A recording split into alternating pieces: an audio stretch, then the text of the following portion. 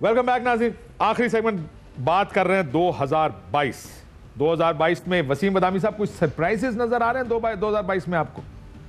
अब मुझे नहीं लगता कि कोई पॉलिटिकल फ्रंट पे कोई इतनी बड़ी डेवलपमेंट हो जाएगी कि जिसके नतीजे में सारे का सारा मंजरनामा ही तब्दील हो जाए। उसी को सरप्राइजिंग डेवलपमेंट कहेंगे ना, वरना तो हल्की फुल्की टक टुक तो लगी रहती है। तो मेरा नहीं ख्याल कि कुछ सियासी मंजरनामा तब्दील होकर रह जाएगा, ऐसा कुछ होना है 2000। आपको नहीं लगता कि मुस्लिम लीग नून के कायद और लीडर नवाज शरीफ साहब वापस तशरीफ लाएंगे? मुझे नहीं लगता। वो उसी सूरत में आएंगे अगर उनको यकीन हो कि मामला सारे तय हो गए और या तो जेल नहीं जाना है या बस जेल जाना है, तो बस एक रस्मी कार्रवाई के लिए जाना है, बाहर आना है। तो मुझे ऐसा 2022 में होता हुआ नजर नहीं आता। साबिर साहब, कोई सरप्राइज, कोई या आपको लगता है कि जो आप बात करें लार्जली इन्हीं लाइंस के ऊपर कोई डील भी होगी, हुकूमत भी जाएगी, लेकिन 22 हो 23 की शुरुआत हो, ऐसे ही होगा? नहीं, ये जो नवाज शरीफ और मरीम के लिए जो अच्छा सितारा है वो शुरू होगा 23 सितंबर 2023 से।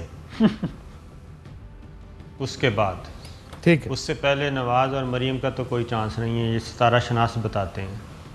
यानी वो मरकरी प्रोफ साहब जैसे कहेंगे मरकरी कहीं आगे पीछे चला गया। नहीं, उनकी साइंस है सर, वो उनकी साइंस में समझ गया। वो मसला ये मुझे नहीं पता अब ये साइंस चलेगी किस तरह जाएगी। ये उनकी अपनी कैलकुलेशन है। मुझे कैलकुलेशन ही बड़ी तारीख बता रहे हैं आपको, या चेक करना इसका तारीख की सिग्निफिकेंस क्या है। कार्रवाइयाँ शुरू हो चुकी हैं और एक बाकायदा तौर पे एप्लीकेशन मूव हुई है सुप्रीम कोर्ट में, इंटरप्रिटेशन ऑफ 62, 63 और डिस्क्वालिफिकेशन ताहयात, और अगर वो आ जाए तो फिर दूसरे केस में एप्लीकेशन नवाज शरीफ साहब की जा सकती है और वो उसी टाइमलाइन से कॉरस्पॉन्ड कर रही है जो सितारों का हाल साबिर साहब बता। और हमेशा नवाज शरीफ साहब इतने लकी है, उनको हर तरफ से सपोर्ट 10-10 साल बाद। इसीलिए जो लिंगर ऑन करते जा रहे हैं वो नहीं चाहते कि उनका जल्दी को फैसला हो और उसको डिले करते करते करते 23 सितंबर 2023 तक ले जाना चाहते हैं। उससे पहले वो समझते हैं कि मामला खतरनाक है और सूरत हाल में 5 साल साहब ये जो साबर साहब कह रहे हैं 2 सितंबर 2023 तक वो होगा। अगर अभी तक हालात है ऐसे चलते रहते हैं और इसी तरह सिस्टम बनता है जो आप तसव्वुर नहीं कर सकते, ये भी रिकॉर्डिंग रख ले अलग, एक शॉट चलाए ना चलाए। 23 सितंबर 2023 आया, वो कुछ होगा जो माजी में नहीं हुआ था। आज की मुताबिक अगर कोई बहुत बड़ी चीजें आगे पीछे कर दे, उनको अहम ओहदों को नीचे ऊपर कर दे, वो मुझे नहीं पता। ये फैसला हो चुका कि उन्होंने करना है अगर उन्हें मौका मिला। ये लिख के रख ले आज अलग।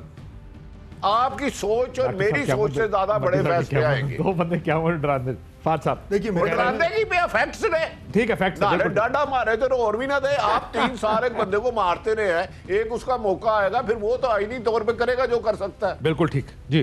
कई सालों बाद इतना अहम और सरप्राइजिंग साल आने जा रहा है। 2022 सबसे कॉन्सिक्वेंशियल साल होगा हर हवाले से। अगर कुछ मामलात अगले चंद हफ्तों में बन गए तो बहुत बड़ा चेंज आएगा और उसके बाद जो है वो आप बहुत बड़ी सरप्राइज निकलेंगी, नंबर 1। नंबर 2 ये कि अगर उस चेंज के जरिए इमरान खान साहब अपोजिशन में जाते हैं तो एक बहुत बड़ी सरप्राइज होगी कि अब वो क्या करेंगे, वापस कंटेनर पे चढ़ेंगे, खामोश होंगे, क्या करेंगे। तीसरा, एक बहुत बड़ी इंपॉर्टेंट अपॉइंटमेंट आने जा रही है। उस अपॉइंटमेंट के जरिए पाकिस्तान की सियासत कैसे चेंज होगी, वो एक बहुत बड़ी सरप्राइज आने जा रही है। कौन करेगा, ये बहुत बड़ा सवाल है जो डिपेंड करेगा अगले चंद हफ्तों में क्या होने जा रहा है। और अगर ये सब हो गया तो फिर सबसे बड़ा सरप्राइज ये आएगा कि कौन सा मीडिया चैनल किसकी साइड लेगा। 2022 काशिफ 2022 कलेक्टिव डिसीजन का सवाल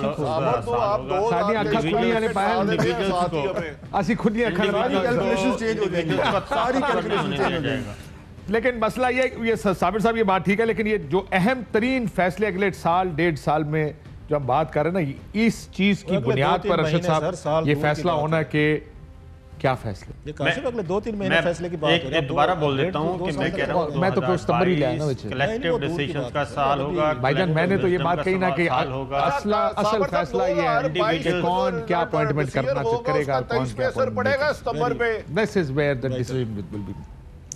क्यों अरशद साहब? अभी तो उस पोजीशन पे प्राइम मिनिस्टर इमरान खान साहब विराजमान है और कब तक इलेक्शंस तो होने हैं 2000 छोड़े 23 वाली बात ना हम अगले साल दिसंबर 2022 में करेंगे, ठीक है। मैं सिर्फ इस वक्त नवंबर 2022 की बात मतलब दिसंबर 2021 में नवंबर 2022 की बात कर। तो वो फैसला होगा, अहम फैसला है और उसमें जो सितारों के हाल हैं, जो पार्लियामेंट एक्ट है उसमें भी जो चीज़ें आप देखते हैं तो उसमें आपको एक कंटिन्यूटी ऑफ द सिस्टम जो है वो नज़र आती है काफ़ी हद तक। How do you define continuity of the system? देखिए मतलब साल 2 साल की टेन्योर है, पार्लियामान 2 साल करेगा, 2008 से 2013, 13 से 18, 18 से 2023, तो बीच में जो भी चीजें वो निजाम के तहत कंटिन्यूटी में चलती रहती है। नहीं, कंटिन्यूटी की बात कर रहा हूँ ना, क्योंकि कंटिन्यूटी तो कंटिन्यूटी होती है ना, फिर कंटिन्यूटी होती है और मुल्क और कौम के लिए अहम होती है, और उसमें अफगानिस्तान जितनी मेजर वहाँ पे चेंजेस आई हैं और आपको कंटिन्यूटी नजर आ रही है, बहुत ज़रूरी है उस हवाले से जो इस वक्त तक सूरत हाल है कि वो आपको नजर आ रही है। और इमरान खान 2023-24 तक चलेगा, कंटिन्यूटी पे बिलीव करते हैं, सिस्टम 2023-24 तक चलेगा। इमरान खान साहब कंटिन्यूटी पे बिलीव करते हैं, पक्की बात है, अभी तक की इतला तो यही है। ये फैसला होना, पॉलिसियों में तसलसल जरूरी है। पॉलिसी होगी तो तसलसल होगा भाई। पटी साहब कोई जुमला चंगा जा बोलो। पॉलिसी के बगैर ही भट्टी साहब पॉलिसी के बगैर ही यहाँ तक पहुँच गए हैं। लेकिन एक तो बात ध्यान रखिए, पावर दैट भी वो अगले 5 साल उस्मान बुज़दार साहब को एक्सेप्ट करने के लिए तैयार है। अगले 5 साल तो ये भी एक्सेप्ट करने को तैयार नहीं। मैं वही बता रहा नहीं, अगर इमरान खान साहब वापस आएंगे, उस्मान बुज़दार साहब तो वापस आएंगे। नहीं सर, जरूरी नहीं है। परवेज खटक साहब को जिसने तो अक्सरियत दिलवाई वो वापस नहीं आया। वो खटक साहब का एक और मिजाज था, एक और स्टाइल साहब पे सबसे पहले आर्टिकल रऊफ क्लासर साहब ने लिखे थे, वो बहुत अच्छे आर्टिकल लिखे थे, मस्बत या मनफी। नहीं, दोनों तरह। रऊफ क्लासर साहब बैलेंस रहते हैं, इन्होंने एक दौर में लिखा कि उस्मान बुज़दार बदल रहा है, फिर उन्होंने कॉलम लिखा सवाल निशान नहीं बदल, मैं ही बदल गया हूँ।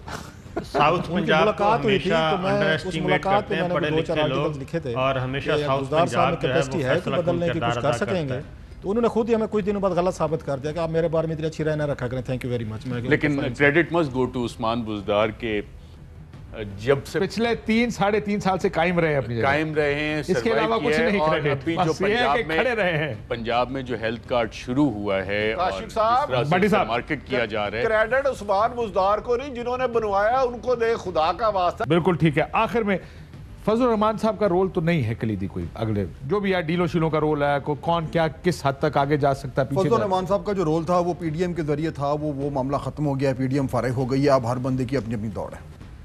ये सर पीडीएम का, जैसे नवाज साहब ने बात थोड़ा सा आगे लेके चलता हूँ, क्विकली 20 सेकंड में मुकाएं इसको। पीडीएम बनाई गई थी मरियम नवाज साहबा को लॉन्च करने के लिए और उनको बड़ा लीडर बनाने के लिए। मौलाना फजल रहमान साहब जो टास्क, मेरा ख्याल है पीडीएम बनाई गई थी मियां साहब न, दोनों काम थे, शरीफ फैमिली के लिए थी बेसिकली, उन्हीं के लिए बनाई गई थी, उन्हीं को रिलीफ दिलवाना था और मरियम नवाज को लॉन्च करना था बिग प्लेटफॉर्म पर। और सबसे ज़्यादा भी अगर आप उसमें देखें ना, पीडीएम में से गेन भी इन्होंने किया है, नवाज शरीफ साहब ने किया है, या शरीफ फैमिली ने किया है, या मरियम नवाज ने किया है। पीपल्स पार्टी ने छोटी मोटी डीलें मारी हैं सर, वो जैसे पेटी वो होते हैं ना, छोटी मोटी क्या केस थे कि जनाब के हमारे केस उधर वहाँ शिफ्ट कर दें, ये हमारा अनवर मजीद है इसको छोड़ दें, फलां की जमानत करो, वो बेचारा जमानत जमूनत कराते, वो होते हैं पेटी थिंग्स वो करवाते थे।